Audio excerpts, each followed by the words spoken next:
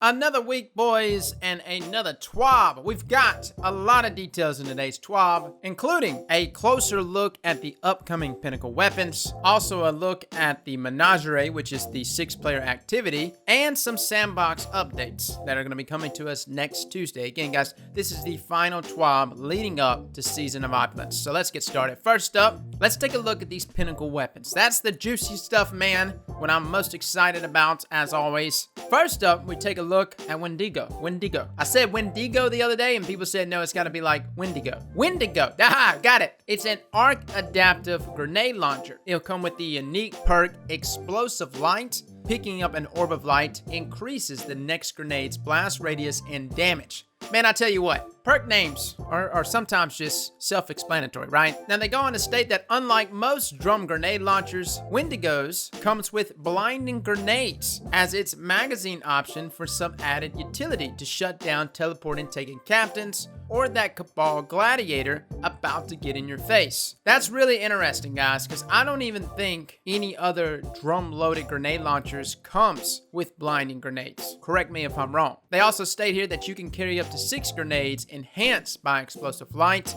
so be sure not to let any orbs of light slip through your fingers when you've gotten this weapon equipped. So this actually raises 2 things for me. Number 1, obviously, this is a buff that doesn't go away, nor is it timed. So immediately upon picking up an orb of light, it charges one of your grenades. Now, how many grenades does it charge per orb? I have no idea.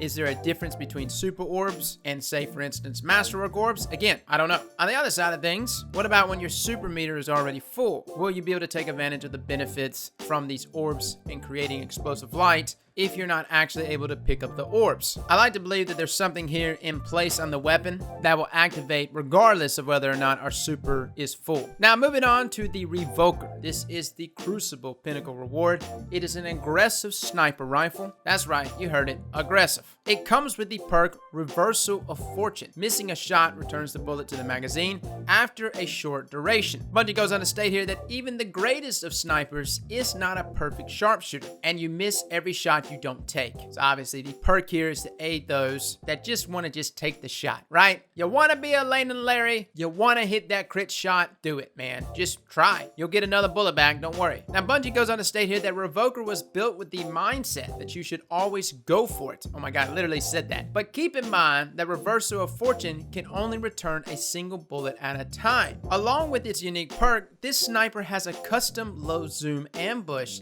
SOH-25 scope, and snapshot for those close quarter battles. Acquiring Revoker will not require reaching Fable rank in competitive. Instead, it will require players to reach 3,500 total glory points, but you do not lose progress when you lose a match. Holy hell. Why am I even going for Not Forgotten this season, right? No, but on a real note, that's a big one, guys. They're essentially changing up competitive completely. So 3,500 points, what is that? A mythic? Is that approaching mythic? It's 1,500 more points than what's required for Fable, or somewhere around that ball field. But regardless, not losing any progress is going to be a really big deal. So if you're struggling with certain things and you haven't finished it out, or you haven't reached the desired rank, next season is obviously the season that you should invest some time into competitive. I recently swapped a PC and I have been killing myself for the past few days trying to get the legend, but now that I've read this, wow. Okay then, moving on to Gambit. Hush is a solar precision combat bow. It comes with the unique perk Archer's Gambit. Hipfire precision hits grants a massive draw speed bonus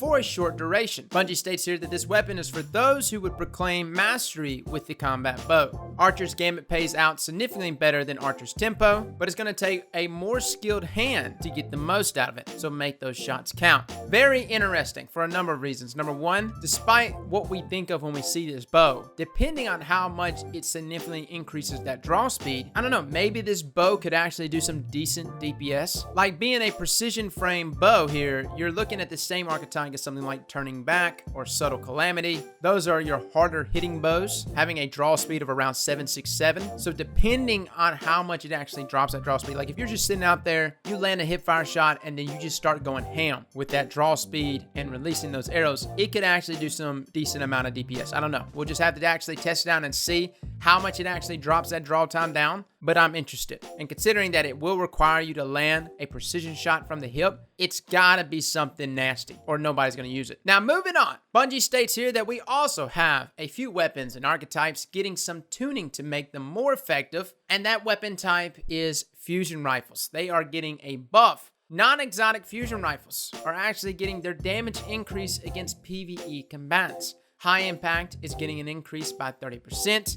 Precision frame is getting an increase by 44%, adaptive by 44%, and rapid fire is also getting increased by 47%. All right, fusion rifles have been getting consistently buffed, but I do want to point out that they mentioned here that non-exotic fusion rifles, so these are just legendaries only and rares and whatever else. But regardless, this does not include exotic fusion. So for those that are already getting ready to blow your load over your Merciless, just know it's not getting the love here that these other fusions are getting, unfortunately. They state here that while some of the exotic fusion rifles, Telesto, Jotun, and Merciless did receive minor adjustments due to inheriting from their legendary counterparts, their minor increases under 5% each. This change was done to move legendary fusion rifles a little closer to the exotics, as the gap between them was quite large, at least in PvE. Well, I didn't really see that many people using fusion rifles in general, but hopefully this may change. I don't know, we'll see. Storm and Drain. Storm and Stress max overcharge rounds have been increased to 99. Storm overcharge buff text now displays the number of overcharge rounds. Okay, by the way, I think originally, what was it? Sturm overcharge would only stack up to 19 rounds, is that right? Good lord, stacking up to 99, Jesus. Overcharge damage has now been increased by 100% in PvE. Hot damn it, boys. Bungie goes on to state here that Sturm and Drain were weapons that lost a little bit of their place in PvE once Forsaken hits. Not being able to carry around a special weapon hurts your output, so Sturm fell to the wayside. With these changes, along with the new version of Drain coming out in the Season of Opulence, we hope that it has some time to shine again. So the picture that we saw the other day, and we said, wow, that looks exactly like Drain. Well, lo and behold, I guess it was Drain. It's the Year 2 version of Drain, which I've said all along, if they would ever make Drain a Year 2 version of itself, I would definitely use it. It's a fantastic sidearm. It's very deadly, boys. I'm about to slap a rampage spec on that thing and go ham. Now, moving on to the next set of buffs. Swords. Ammo capacity has been increased to a max of 70. I don't even know what it is now. Ammo capacity is a weird thing, right? Starting ammo has been increased by 10. Black Talent has ground and aerial projectile ammo costs increase from 3 to 4. Wow, so they're actually increasing the ammo cost here. Okay. Adaptive frames. Ground uppercut ammo costs increase from 3 to 4. Aggressive frame. Now lunge at a target with their aerial light attack. Light attacks consolidated into a single damage event. Slam attack consolidated into a single damage event. Slam attack ammo costs increase from 3 to 4. So I think what they're meaning by that, if you notice, like when you do, like say a slam attack, you'll split the damage up, consolidating into one damage event. Number one, it's going to give us a better understanding of how much damage we're actually putting out. Number two, I don't know how much is actually going to change the animation due to the consolidation as well as the lunge. We'll just have to check that one out. But that one's also getting an increase in attack ammo costs. Now, lightweight frames is actually getting a damage tuning. Ground light attack has been increased by 17%. Aerial light attack decreased by 21%. Ground dash attack increased by 87%. Aerial dash attack increased by 78%. No ammo aerial light attacks decreased by 49%. Damn it! Well, I guess that rolls out the no ammo sword attacks. Now, they also state here that all other no ammo attacks have also been decreased by 15%, and ground dash attack ammo costs increased from 2 to 3. So obviously, they are making sure that we won't be able to take advantage of any glitches or bugs revolving around no ammo sword attacks. Now, Bungie states here at the bottom that swords are getting some adjustments. We increase ammo capacity, but also increase the cost of heavy attacks proportionally to encourage mixing in light attacks to get the most of them instead of just repeatedly using heavy attacks. Also, much like how Drain will show up in a new form for the Season of Opulence, the lightweight and aggressive swords are getting the same treatment. That's right, boys. Quick Feint, Eternity's Edge, I think that's what that one's called for Warlocks, and Crown Splitter is all returning to us as Year 2 versions of itself. I can't wait. So that's pretty much weapons and buffs. I was kind of hoping to see some more here. I'm specifically waiting to see a map or two brought to us with this new season. Maybe they're just going to surprise us, but that's normally not Bungie's way. Normally they like to show it off before they give it to us. I don't know. But we do need some new maps, some bigger maps. And they can even bring back some old school ones. Widow's Court, I've mentioned many times, would be a great one. Hell, at this point, I would be down with First Light. So really, we need some new maps. Now, moving on to the Menagerie. Now, again, this is the new 6-player activity. Bungie states here that Chalice would see you grow fat from strength, and during the season of Opulence, he will be granting players the Chalice of Opulence, which serves as a player's gateway to the treasure. Players who emerge victorious in the Menagerie will use the Chalice to serve up an offering of runes in exchange for the weapons and gear they choose from the selection of items available. The treasure you find will be limited at first, but over time, you'll be able to upgrade the Chalice to acquire more plentiful and powerful rewards. Kind of sounds similar to how they did things with Season of the Drifter and our synthesizers. Each player will claim their Chalice at the start of the season through an introductory quest line. From there, it can be shared between different Guardians on the same account. Now, how does it work? Well, they state here that we earn runes to slot on our Chalices through the following: completing weekly bounties, opening up weekly chests on the new Nessus barge, using a consumable that rewards you a rune after a strike, crucible, or gamut completion. The same consumable will also give other players in your fire team a chance to earn an additional rune. So similar to like our boons that we currently have in place. Then they go on to state here that you slot the runes into your Chalice before you enter the Menagerie. You then play the Menagerie to earn your rewards, and then upon completing it, the Menagerie will award you your gear that you chose with your rune selections. Each rune affects what you receive and some of its properties depending on how you slot them. Now, this is going to be really interesting because Bungie goes on to state here that, for example, if you wanted to earn a random roll of a beloved sniper rifle with handling as the masterwork trait, you would use a rune of jubilation, any red rune, and any purple rune. This rune configuration is your freebie. We're excited for this community to come together and uncover combinations for each Menagerie reward.